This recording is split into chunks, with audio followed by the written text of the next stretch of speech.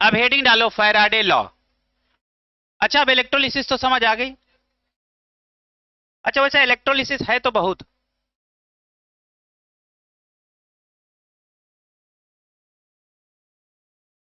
अच्छा, इलेक्ट्रोलिसिस और पढ़ाई दे, चलो आगे पढ़ो। लिखो। है, फिर इलेक्ट्रोकेमिकल सीरीज भी पढ़ानी पड़ेगी।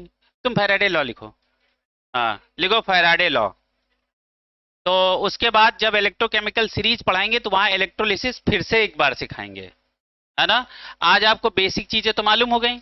यही सेल उठाएंगे और वहां पे अपने हम इलेक्ट्रोलाइट बदल लेंगे। तो वहां क्योंकि आपको, फिर हम आपको बी ए स्क्वायर और बी सी स्क्वायर एक फार्मूला पढ़ाएंगे।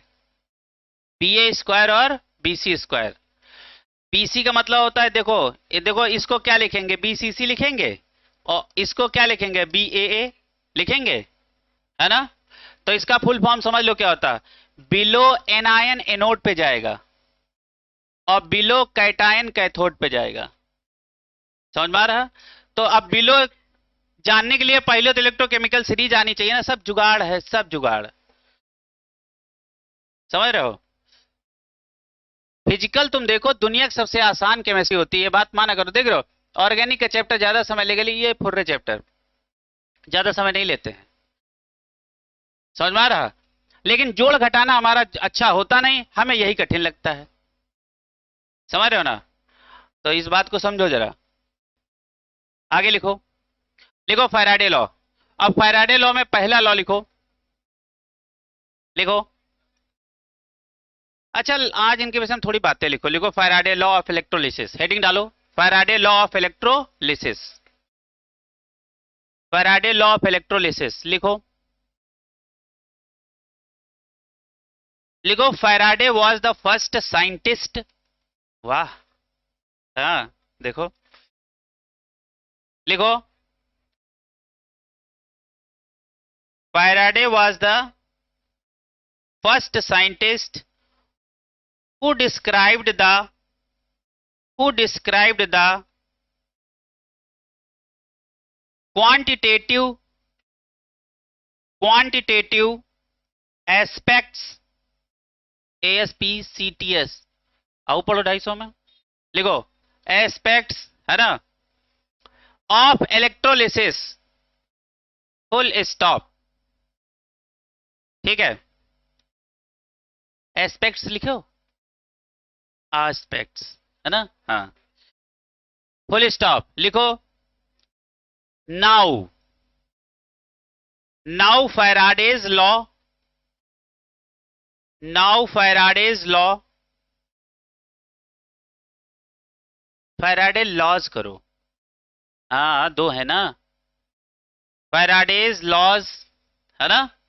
ऑल्सो फ्लो फॉर, लिखो also flow from what has been discussed earlier. अब कहां अर्लियर, ये पढ़ाया गया होगा कहां, पहले कहीं। ठीक है, तो अब लिखो फैराडे लॉ, लिखो टू टाइप, या लिखो टू फैराडे लॉ, आगे लिखो टू लॉ। कितने लॉ, टू लॉ। खत्म। तो दूसरी लाइन है, now Faraday's laws also flow from what has been discussed earlier. Hello, very good. समझ रहे हो? जैसे एक एनसीईआरटी में लिखा है कंक्रीट,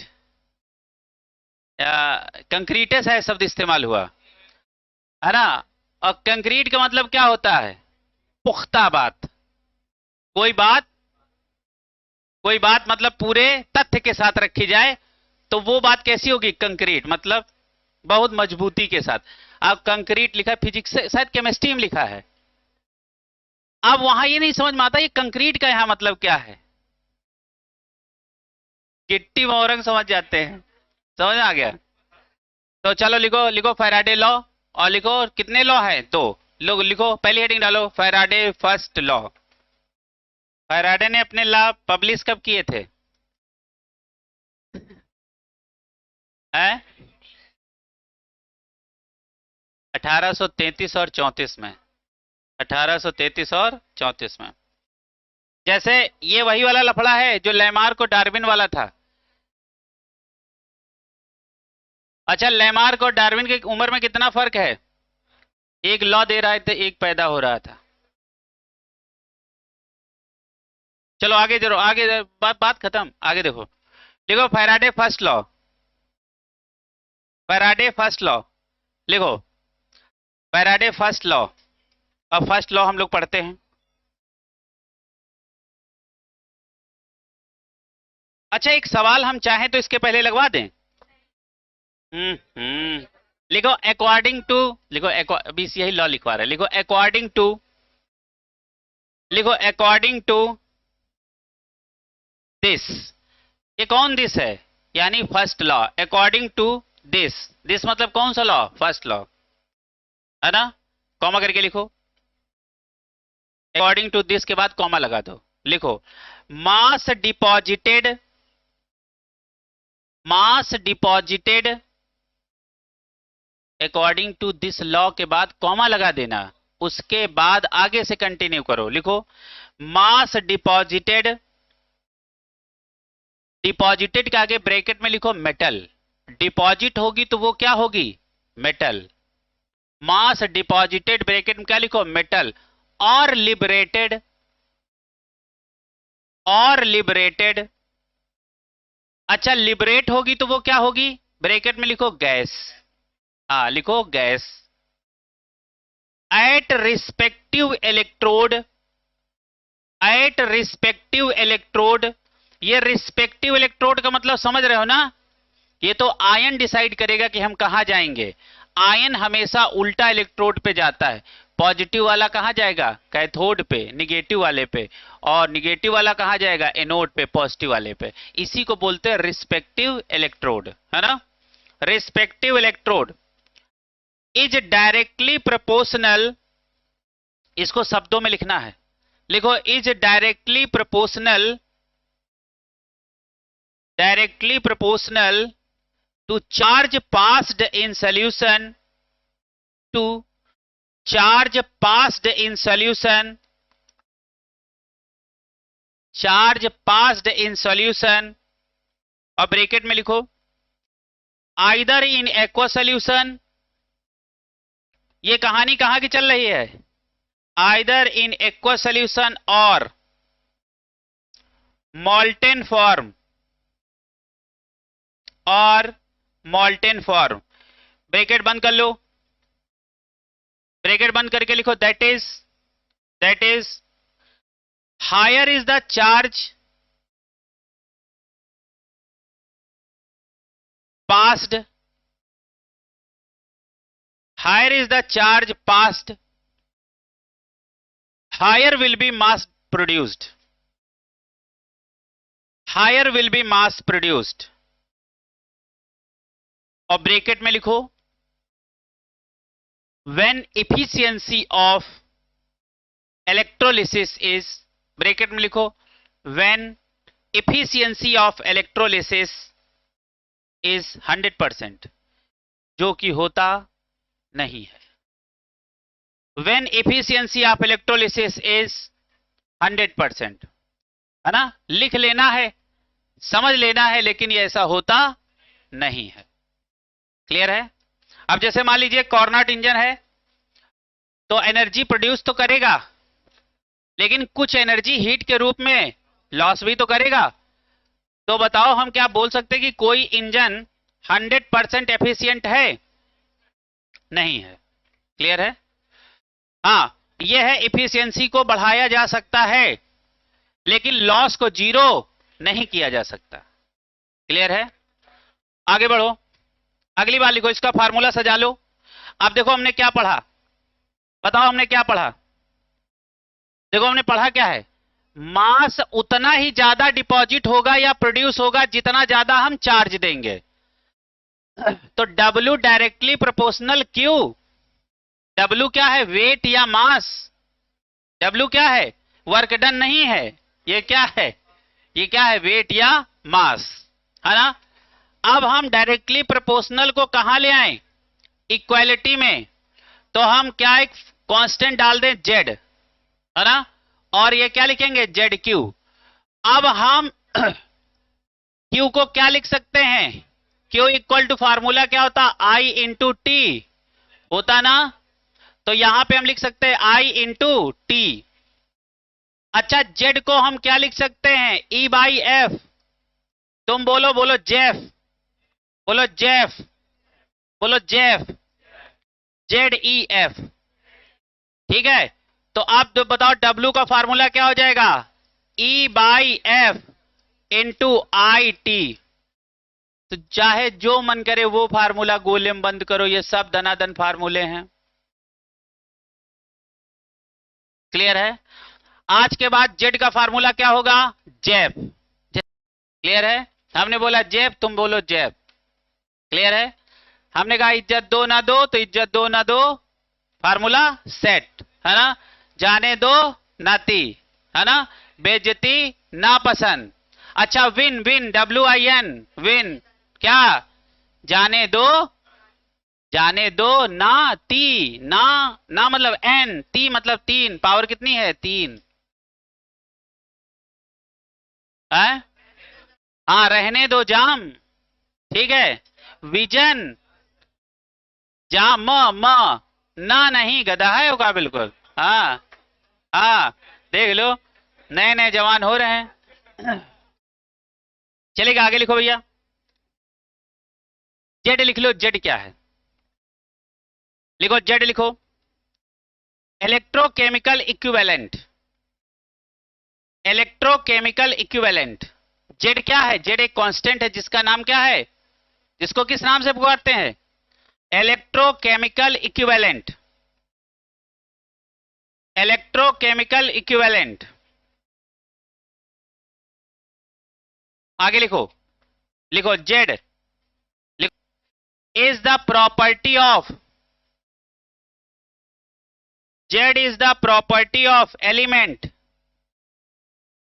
जेड एलिमेंट की प्रॉपर्टी पे डिपेंड करता है, इसलिए मेटल बदला जेड बदल जाएगा। Z is the property of element, किसकी प्रॉपर्टी है, जैसे work function is the property of substance, substance बदला वर्क फंक्शन बदला। क्लियर है, जितना वर्क फंक्शन कम होता है उतना मेटल अच्छा होता है, और यदि किसी मेटल का वर्क फंक्शन कम करना हो तो उसके ऊपर ऑक्साइड की लेयर चढ़ा दो। क्लियर है, आगे बढ़ो, लिखो बेटा, दैट इज, आगे उसके कंटिन्यू करो, that is for different element, that is for different element Z will be different, Z will be different. अरे इसका मतलब समझ में आया, जेड डिपेंड करता है प्रॉपर्टी ऑफ एलिमेंट पे, तो प्रॉपर्टी ऑफ एलिमेंट में तो क्या है, जैसे आपने एलिमेंट बदला तो जेड बदल जाएगा। जैसे resistance is the property of material, है ना, जैसे कॉपर का वायर लिया तो इसका रेजिस्टेंस कम है, और लोहा ले लिया, मटेरियल बदला, इसका रेजिस्टेंस ज्यादा है। क्लियर है, तो इसका मतलब क्या है, आर डिपेंड कर रहा है मटेरियल के प्रॉपर्टी पे, है ना, मटेरियल पे डिपेंड कर रहा है, मटेरियल बदला आर बदला, मटेरियल बदला जेड बदला। क्लियर है, दूसरा लिखो जेड, फिर लिखो Z do not depend on mass, लिखो Z do not depend upon mass, that is intensive property.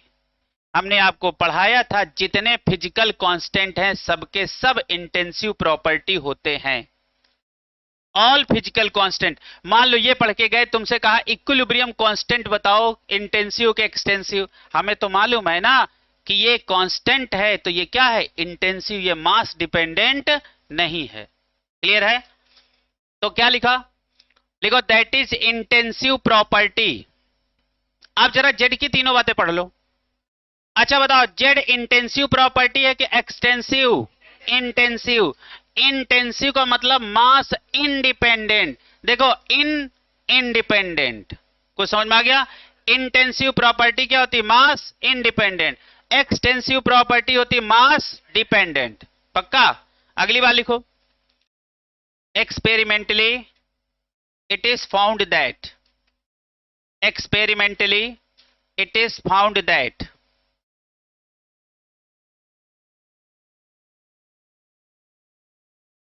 experimentally it is found that E लिख लो, इक्विवेलेंट वेट लिख लो, E लिख लो, हाँ E लिखो, E लिखो। ये क्या है? ये है इक्विवेलेंट वेट, और ये क्या है? Faraday constant. इसका वैल्यू कितना होता है? 96500 कूलाम, है ना? हाँ लिख लो बेटा इसको। इसका वैल्यू कितना होता है? 96500 कूलाम, है ना? और ये आपका क्या है? Equivalent weight. और इसको तो जान ही गए हो, ये क्या है? Electrochemical equivalent. फार्मूला क्या है? जेफ। फार्मूला क्या है? अच्छा, इस कौन सी इंटेंसिव है कि extensive property? Intensive property. Clear है? लिखो, क्या लिखा? Experimentally it is found that, है ना, इफ, यदि, if 1 Faraday charge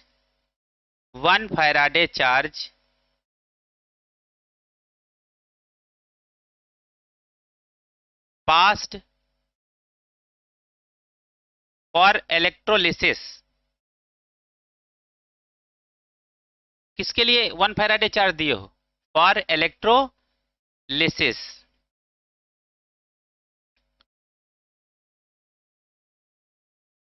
then mass deposited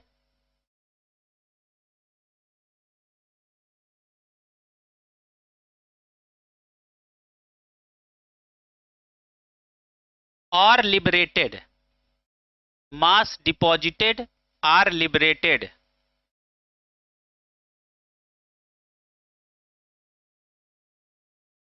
is equal to 1 gram equivalent, is equal to 1 gram equivalent, 1 gram equivalent। देखो एकदम सीधी अंग्रेजी हमने लिखा दी है, कुछ समझ में आया? देखो, जैसे हम 1 कूलाम का चार्ज इलेक्ट्रोलिसिस के लिए हमने इलेक्ट्रोलिटिक सेल के अंदर दिया, तो जो मास लिबरेट होगा या जो मास डिपॉजिट होगा वो 1 ग्राम इक्विवेलेंट के बराबर होगा। देखो एकदम देसी अंग्रेजी है, पढ़ के देखो, हिंदी जैसा लगेगा। समझ में आ गया? बताओ, 1 कूलाम चार्ज देंगे तो जो मास लिबरेट होगा या डिपॉजिट होगा किसके बराबर होगा? 1 ग्राम इक्विवेलेंट के बराबर। क्लियर है? चलो, अब यहां पे हम क्या लिख दें? 1 फैराडे लिख दें या 96500 कूलाम लिख दें, बराबर क्या लिख देंगे? 1 ग्राम इक्विवेलेंट, है ना?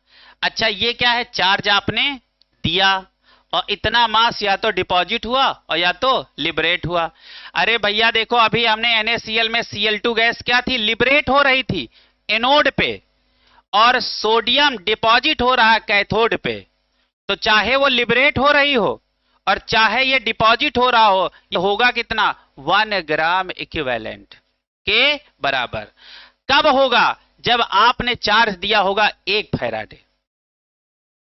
अच्छा, 2 फैराडे दे दिया तो 2 के बराबर होगा, 3 दे दिया तो 3 के बराबर, 10 दे दिया 10 के बराबर। हमने 1 को बता दिया, अब जितना दे उतना आप मिला लो।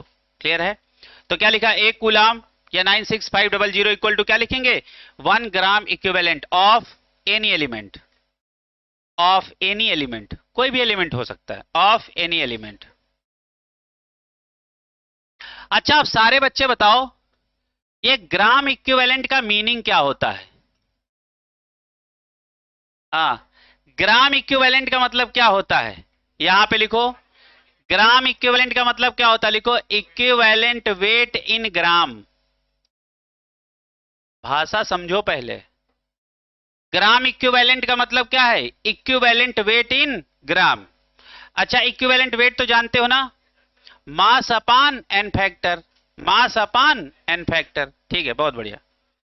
ये बातें हमने इक्विवेलेंट वेट की सारी एक ही जगह लिखा दी थी साहब, हाँ रिडॉक्स में।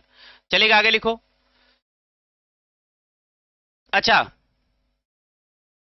इक्विवेलेंट वेट का फार्मूला क्या होगा, बताओ बेटा। इक्विवेलेंट वेट का फार्मूला क्या होगा, मास अपान एन फैक्टर। ठीक है, ये देखो ये वाला फार्मूला हम लोग पीछे से लाए हैं। अच्छा, मास एटॉमिक मास भी हो सकता है, मॉलिक्यूलर मास भी हो सकता है। एटम होगा तो एटॉमिक मास और मॉलिक्यूल होगा तो मॉलिक्यूलर मास। अब नीचे कुछ एग्जांपल हम लिखा रहे हैं, अपने मन से लिखो। लिखो, एक फैराडे इक्वल टू, लिखो बेटा, एक Faraday equal to 1 gram H2, 1 gram H2। पहले ये बात बताओ, सही लिखा गलत लिखा? अच्छा, ये ग्राम में लिखा है ना, ये क्या है, ये क्या है, इक्विवेलेंट वेट इन ग्राम। क्या लिखा है, इक्विवेलेंट वेट इन ग्राम। अब हमने कहा एक फैराडे चार्ज देने से 1 ग्राम H2 डिपॉजिट होगा या तो लिबरेट होगा, गैस है तो लिबरेट होगी। हमने कहा ये 1 ग्राम आपको समझ में आया, कहां से आया, बताओ भैया, समझ में आया? अच्छा एक बात बताओ, ये हमारा इक्विवेलेंट वेट ही तो है। इक्विवेलेंट वेट का फार्मूला क्या होता है, वेट या मास अपान एन फैक्टर, है ना। बताओ हाइड्रोजन क्या हैं, 2, एक हाइड्रोजन पे +1 चार्ज होता है तो 2 पे +2, ले समझ में आया, है ना। तो क्या लिखेंगे, 2/2 दैट इज 1, यही 1 ये लिखा है। क्लियर है? अब इसको एक बार समझ लो, ये 1 कहां से आया, लिख लो, वहां लिख के आएगा, समझना तुम्हें होगा। लिखो, अब हम लिखते जाएंगे, तुम उसे प्रूफ करना ये बात सही है या गलत। अब हमने कहा एक फैराडे बराबर होगा 23 ग्राम Na, चेक करो सही है गलत, बताओ। 23 ग्राम Na, 23 ग्राम सोडियम, एक फैराडे चार्ज देने से 1 ग्राम कौन सोडियम डिपॉजिट होगा कैथोड पे। ये बात देखो सही है गलत। अब हमने क्या किया, इसका हमने इक्विवेलेंट वेट निकाला, तो क्या होगा, मास अपान एन फैक्टर। अच्छा, मास कितना हो सोडियम का, 23, और सोडियम पे +1 का चार्ज होता है, यही तो इसका एन फैक्टर है, दैट इज 1। तो आंसर क्या आ गया, 23, मतलब सही लिखा है। हम लिखेंगे, तुम चेक करना, है ना, हम लिखेंगे तो उसे चेक कर लेना। अच्छा एक काम करो, ये इनकी लिस्ट अलग बनाओ, मतलब इनकी लिस्ट अलग बनाओ, इन्हें चेक तुम अलग करो, है ना, नहीं तो सब उसमें खिचड़ी हो जाएगी। हम यहां सबके नीचे बराबर लगाते हुए चले जाएंगे, तुम इन्हें आगे चेक करना। क्लियर है? तो लिखो, एक Faraday equal to 20 gram calcium, 20 gram calcium, बताओ सही है या गलत। सही है। कैसे, हम इक्विवेलेंट वेट निकालेंगे, मास अपान एन फैक्टर। मास कितना होता है, 40, और एन फैक्टर कितना होता है, 2, तो आंसर क्या आ गया, 20, मतलब सही लिखा है। क्लियर है? अब हम लिखते जाएंगे, तुम चेक करते रहो। लिखो 12 ग्राम मैग्नीशियम, 12 ग्राम मैग्नीशियम, 12 ग्राम मैग्नीशियम Mg, है ना। अच्छा बताओ, अब ये क्या है, एटम है ना, तो एटम का इक्विवेलेंट वेट कैसे निकालोगे, मास, मास क्या है, atomic mass. Atomic mass magnesium का कितना होता है, 24, और इसका एन फैक्टर कितना होता है, Mg पे प्लस का 2 चार्ज होता है, तो यही इसका n factor, that is 12। Answer आ गया, आ गया। अगला लिखो, अगला लिखो, 108 ग्राम, 108 ग्राम Ag, लिखो 108 ग्राम Ag। अब इसको चेक करो, ये बात सही है गलत। Ag का एटॉमिक मास 108 होता है, और Ag पे एन फैक्टर क्या होता है, +1 का चार्ज होता है ना। तो क्या लिखोगे, 108 अपान 1 दैट इज 108। ठीक, समझ में आ गया? अब लिखो 9 ग्राम एल्यूमिनियम, 9 ग्राम एल्यूमिनियम, है ना? चेक करो कहीं सही तो नहीं है। देखो एटॉमिक वेट कितना होता है 27, एल्यूमिनियम का एटॉमिक मास कितना है 27, और एल्यूमिनियम पे कितना चार्ज होता है प्लस का 3, 3 से डिवाइड कर दो, आंसर कितना आ गया 9, मतलब सही लिखा है। तो हमें लगता है अब आपका सिस्टम सेट हो गया कि हमें कैसे चेक करना है। अब जरा ऊपर वाली लाइन पढ़ो, 1 फैराडे चार्ज देने से 1 ग्राम इक्विवेलेंट या तो मास डिपॉजिट होगा और या तो मास लिबरेट होगा, है ना? अब हमने ग्राम इक्विवेलेंट का फार्मूला सीख लिया, क्या? वेट अपान क्या एन फैक्टर। अब सबका मास अलग अलग, सबका एन फैक्टर अलग अलग, उसी हिसाब से इक्विवेलेंट वेट निकालते गए। क्लियर है? अच्छा, कहीं पे लिखा हो ग्राम इक्विवेलेंट, इसका मतलब क्या होता है इक्विवेलेंट वेट इन ग्राम। क्लियर है? चलेगा, इसको टेबल अब क्लोज कर लो। ठीक है, अच्छा बताओ 8 ग्राम O2 हो सकता है? 8 ग्राम O2 नहीं होगा। वेरी गुड, बहुत बढ़िया। हाँ, तो बताओ ऑक्सीजन का मास कितना होगा? एक ऑक्सीजन का 16, O2 है तो 32, और एक ऑक्सीजन पे माइनस का 2 चार्ज, तो 2 पे 4। अब यहां माइनस प्लस से तो मतलब नहीं, 4 से मतलब है, दैट इज 8। मतलब ये बात सही लिखी है। तो अब हमें लगता है कि अब हमने हर टाइप के आपको सवाल करवा दिए। अब आगे लिखो भैया। हाँ, जेड का फार्मूला लिखो बेटा। हाँ, अब सारे बच्चे आगे बढ़ा जाए। अब इस फार्मूले को दोबारा लिखो, वेट बराबर जेड क्यू। लिखो सब बच्चे, फिर से लिखो, वेट बराबर जेड क्यू। जेड क्या है? जेड क्या है? कौन सी क्वांटिटी है? इंटेंसिव। अच्छा बताओ, रेट कांस्टेंट कौन सी क्वांटिटी है? हाँ, जितने भी फिजिकल कांस्टेंट है सब इंटेंसिव, है ना? हाँ। अच्छा, इसको ये ऐसे लिख सकते हैं, बताओ जेफ लिख दो, जेफ। हाँ, तो क्या लिख सकते हो E बाई एफ। इसकी जगह हमने क्या लिख दिया E बाई एफ, और इसकी जगह हमने क्या लिख दिया, चलो इसकी जगह कुछ ना लिखो, इसको अभी क्यू ही पड़ा रहने दो, इसको क्यू ही अभी पड़ा रहने दो, बाद में देखेंगे। तो यहां क्या लिख दिया W लिखा। अब जरा ध्यान से देखो, W के नीचे इनको उतार लाओ, E को, आ गए? तो यहां क्या बचा Q बाई एफ, है ना? और आप बताओ क्या इसको क्या बोलते हो? यही है आपका number of gram equivalent, number of gram equivalent. पढ़ाए थे नंबर ऑफ ग्राम इक्विवेलेंट के कुछ फार्मूले, पढ़ाए थे। वेट अपान इक्विवेलेंट वेट वहीं था कि नहीं था, है ना? 4 पढ़ाए थे, चारों। अच्छा सुनाओ, एक तो आपको W बाई ई पढ़ाया था, एक एन फैक्टर इनटू मोल पढ़ाया था, है ना? और एक NV लीटर पढ़ाया था, नहीं पढ़ाया था? ठीक है, मोल इंटू एन क्या हो जाएगा एन फैक्टर, है ना? और 3 हो गए। ठीक, हाँ, V अपान VE पढ़ाए थे, V अपान VE। ठीक है, और आज आप देखो, आज यहीं पे लिख लो, नंबर ऑफ ग्राम इक्विवेलेंट का फार्मूला कितने होते हैं? N इंटू मोल बराबर क्या हो जाएगा बताओ बेटा? NV लीटर बराबर क्या हो जाएगा? W बाई ई बराबर क्या हो जाएगा? V अपान VE बराबर, आज नया सीखो, Q बाई एफ। अरे इसके बराबर ही तो ये है, तो यही तो ये है। अरे समझ आया? तो आज नंबर ऑफ ग्राम इक्विवेलेंट के कितने फार्मूले अपने पास हो गए? कितने हो गए? 4, और एक ये 5। आज के बाद अपने पास नंबर ऑफ ग्राम इक्विवेलेंट के कितने फार्मूले? 5। पांचों सुनाओ। N into mole, NV litre, weight upon equivalent weight, V upon VE, Q by F, that is number of gram equivalent. इसके अलावा नंबर ऑफ ग्राम इक्विवेलेंट का कोई भी फार्मूला कहीं लगा हो तुम्हारे नीट में तो हमें बताना, इम्पॉसिबल।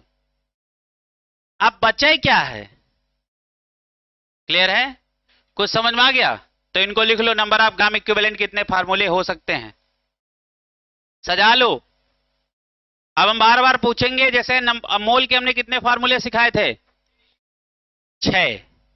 अब 6 फार्मूले तुम्हें हर वक्त याद होने चाहिए, है ना? अब पता लगे जो चैप्टर हो जाए उसे, अब पता लगे हम तुमको उठा के पटक दिए जाके कन्फर्मेशनल आइसोमेरिज्म में, अब तुम कह रहे हो ये कहां पढ़े थे, तब तो हो गया,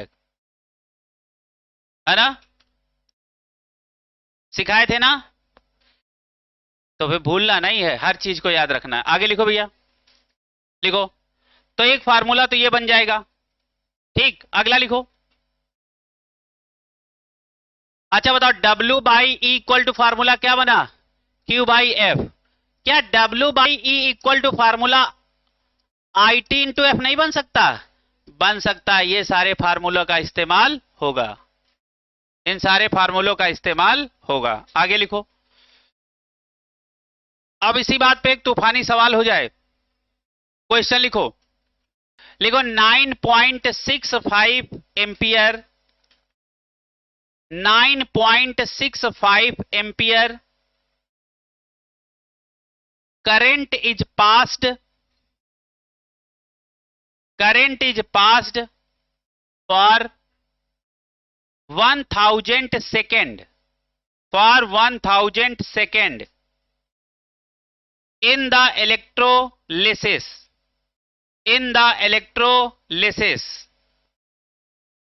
of AgNO3 full stop.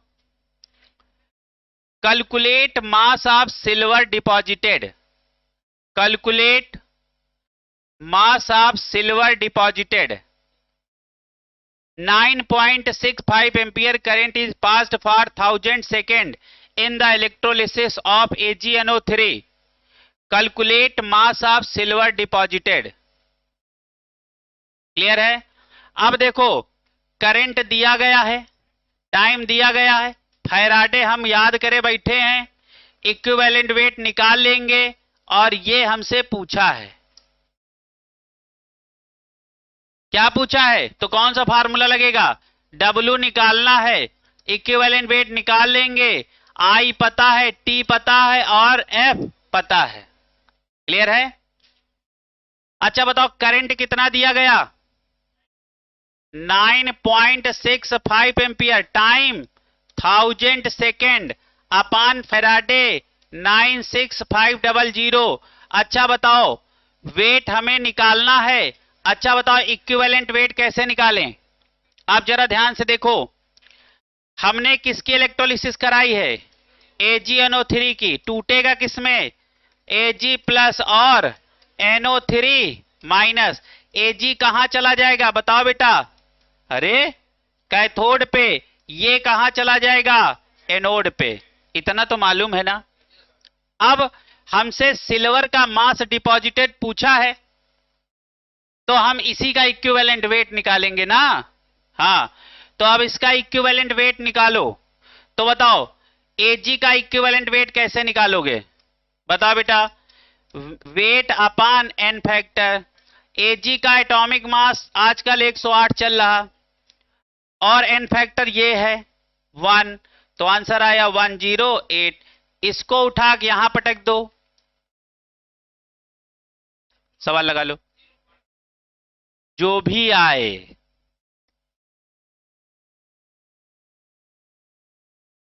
Answer है हमारे पास 10.8 ग्राम। वेरी गुड, बहुत बढ़िया। तुम्हारा कितना आया था देखो? हाँ, चलो अच्छा, कोई बात नहीं। अब जरा ध्यान से देखो। हाँ, इसके बाद थैंक यू हो जाएगा, रुक जाओ। तो W बाई 108 क्यों बेटा? और 9.65 इंटू 1000 अपान 96500, है ना? क्या आपको नहीं लग रहा कट गए? हाँ, तो यहां से क्या हुआ? इनको उड़ा दें, है ना? अच्छा एक बात बताओ, फिर 2 जीरो यहां बढ़ा के ये काट दें, ये हट गया, ये काट दिया, तो कितना बचा? 10। कितना बचा? 10। तो W/108 और यहां क्या लिख देंगे 1/10। अरे 10 की पावर -1 भी तो लिख सकते हैं। 1/10 तो W इक्वल टू क्या हो जाएगा 108/10। आंसर हो जाएगा 10.8। सवाल आ गया। कुछ कठिन लगा? कुछ कठिन नहीं। कुछ कठिन है? बस हाँ ठीक। अब थैंक यू चल जाएगा।